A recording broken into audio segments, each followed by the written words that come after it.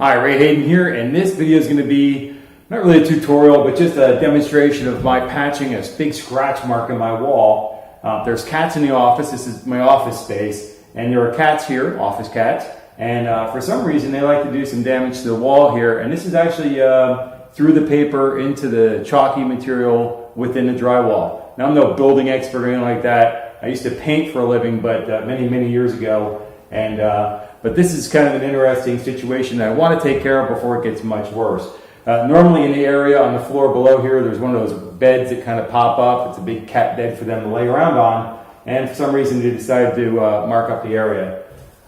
Usually what we have is a mark like this. I don't know how well you can see this particular one. It's just basically a missing paint chip kind of thing. And I'm looking, I see a little mark on the wall here. This is a piece of furniture was over here in this area.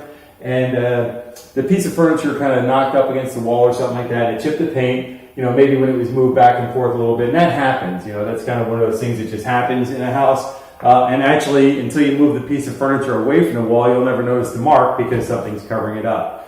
I also notice up here, I don't know if it's in the shot or not, there's a couple of lines here. These look like little claw marks, like some cat standing on a bed down here stretched way up high and put some scratches in the wall. So I'll go ahead and address those as well. Now I'm looking at the paint on the wall, and it seems to be an eggshell kind of paint, and that's the sheen, how much light bounces off of it, rather than dead flat. Apparently I used an eggshell paint in here, and it has a little bit of an extra shine to it. And I think I did that at the time to have more light all over the place in here. But I've decided against that, and because of cats and other things, other issues, dead flat white, because you can touch it up easy, and it's easy to deal with. So from now on, anything I paint, all of my walls are always going to be white, and they are going to be dead flat white, because I don't like to have to do work more often than I have to. Anyway, so for this repair, all I'm really going to need is my sandpaper. And I see I've already been scratching at something, so I'm going to adjust that and get that ready to go. This is going to be a real exciting video for a couple of minutes because I'm going to sand this spot here. So I'll probably just kind of do a dissolve so you don't have to watch the whole process. But I just need to get all this rough material off.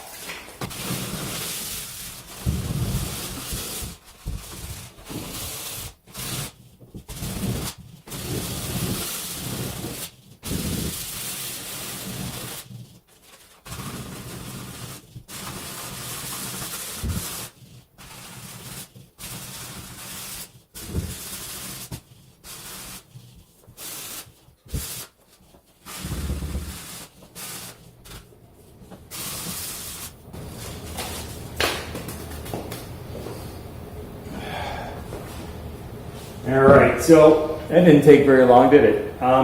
This is pretty clean. I just a regular broom. I'm just sweeping some of the dust off the wall that I just put on there in the scrapings.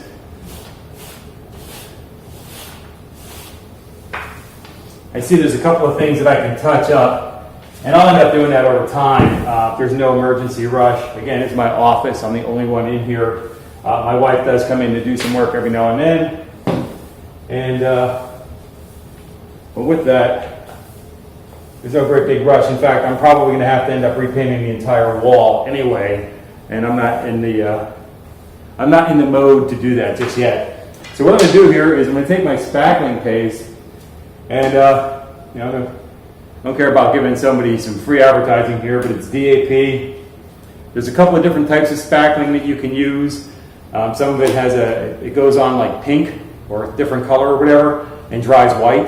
That's always a nice one, so you know when it's dry, you can do a reapplication. This one here is just white. What I'm going to do, I'm going to put some on my blade here, and you really want a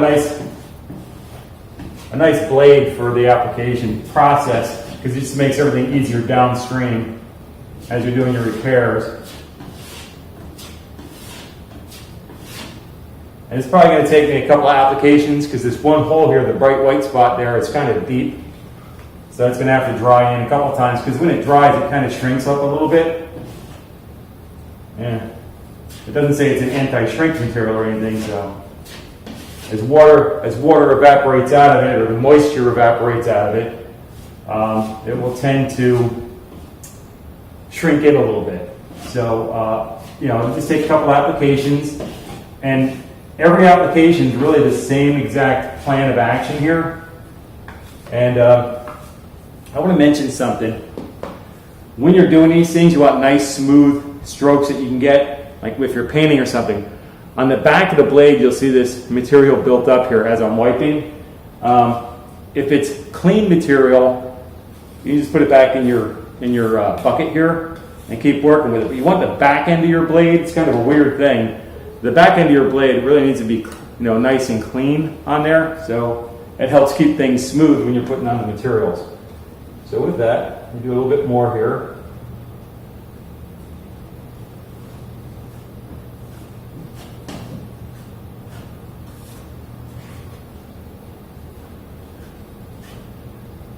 See a little lump in there somewhere. But that's okay, because it'll all work out anyway. This is not, it's not brand new spackling. It's been sitting around in the office in the house here for a while. I'm just making use of it now, but I really want to try to get a nice blend in, so when I do end up painting this thing, that it won't show the obvious lines of where this big scratch had been. Almost like watching paint dry, isn't it? So, if you have a blade, if you have an area, okay, my blade isn't as wide. It's almost as wide, but not as wide as the area I'm covering. If you can have a blade that covers the whole area, like this scratch over here, I don't know how well you can see this mark over here, but on this mark here, my blade clearly covers the entire thing. So, you know, a couple applications, a couple of wipes.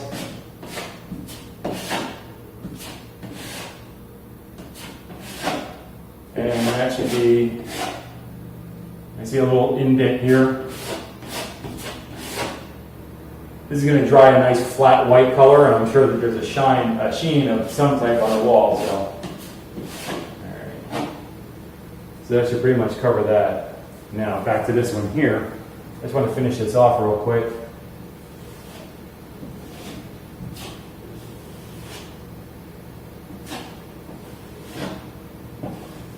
Now when I'm doing this part here, because my blade is a little bit more narrow than the widest part of the patch, I want to make sure that I'm using the wall. You know, use the wall that's not part of the patch material or the patch area. You know what I'm saying? Use, lean the blade against the wall. Don't lean it into that. You put a streak, you put a line right down your patch. What you want to do is you want to lean up against the wall. So you want to put the pressure on this side of your blade, like kind of twisting the blade, shall we say. And then on this side, you want to twist it towards, the outside of the wall, so that you can get that nice smooth surface across the center, the center of the patch. So use the outside wall to get that, as smooth as you can. Now again, this is because it's such a big area. I'm going to have to come back and do this like 2 or 3 more times to make sure that it's perfectly flat and smooth. And then that's another issue with the wall, because the wall, the roller that put the paint on the wall is not a smooth roller. It's got a little bit of a texture to it, so there is going to be a little bit of texture here, and yet now this is going to be smooth. So I got to really work that in with the roller at the back end and make sure that I get a good job with that. And you'll notice that sometimes I'm running my blade over here, and what's happening is some of the other material that I already put on peels up. That happens. Just work with it to the best you can, and then once you get it to an area where everything's pretty flat and smooth, except for maybe some minor ridges or minor like lift areas or whatever, go ahead and leave it alone. This will be drying in pretty good. And maybe I'll come back and start the camera again after this is dried, and I'll sand it lightly one more time and then finish that up. Let me just go ahead and hit these little patches too. And hopefully my office cats will be better co-workers and leave the walls alone. But I actually have, there are actually 2 more areas like this. Oddly enough, in one of my closets here in the office, they've scratched a good amount of paint off the wall. I have no idea why. And then actually in our house as well, there's inside a closet, a cat decided to want to go in there. They open the doors. They open their own doors. They open this door here, and it's got a handle on it. And they go in there and they do things. not to be trusted. Anyway, so with that, I'll come back here later on and just check this and then hit it again one more time, and that will complete this particular patch. But this was pretty bad, and it was starting to really bother me quite a bit. I don't really have time right now to do these chores around the office because of other projects that I'm working on. But this one here got to the point where it's like, I have to fix it now and I got to get that done. And if I'm going to do a repair job, why not show some folks on YouTube how to get that done so that they can do it if they got something like that going on in their home or office. Again, cats behave. Again, the normal thing is like this patch over here. It's just a little tiny mark, a piece of furniture hits the wall, it does a little mark and you can fix it up. This one here, this was animal created. So with that, until I catch you in the next part, take care and be well. Okay, well I'm back and I just wanted to go over the patching that I did here. I want you to notice that you'll probably be able to see this on the video. I'm not really sure if you can or not, but this camera does some pretty good work. And this is the front-facing camera on my cell phone, by the way. But there's some discoloration around the mark here. This is actually because I'm running my the metal blade across the painted surface, and that puts a discoloration there. Of course, when I end up repainting the entire wall, by the way, it's like a 14-foot ceiling over here in the corner. It kind of slopes down, so it's a vaulted ceiling in here. So it's going to take me a while before I come back in here and paint the whole wall. But I'll touch it up with a flat white paint, which is going to not match the paint that's already on here. And then when I get the opportunity to work on it, I will repaint the entire wall. But then this other patch over here looks very good. This one here came out just absolutely perfect. This one here, the center of the patch is discolored because I did go ahead and hit it again to make sure it's nice and smooth. It's pretty dry, but because it's wet, so it's discolored. It's still damp, it's still drying, but I'm very happy with this. The way to really get a good eyeball on it is to, well, don't put your eye right on it. Safety first. But look across it, the light's coming in from behind out there. I got some lights for the video up front. But I'm going to step around the other side here. And if I look down the wall, and I look at it at a nice steep angle here, I can see that it's very well done. I've done masterful work here, and this is not my forte, shall we say. But it's a very easy repair. That was a very deep hole. I mean, the scratch marks from the cat were very deep in the bright spot right here. That's where they were the deepest. But this patch came out very good. Just a little bit of spackling paint, just a few minutes effort. You have to wait several hours for it to dry.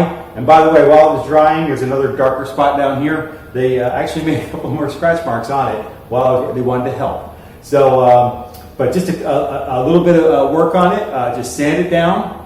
Put your spackling on there, wait for it to dry, then come back and do a very light sanding. You just want to knock off any loose parts that are kind of sticking up.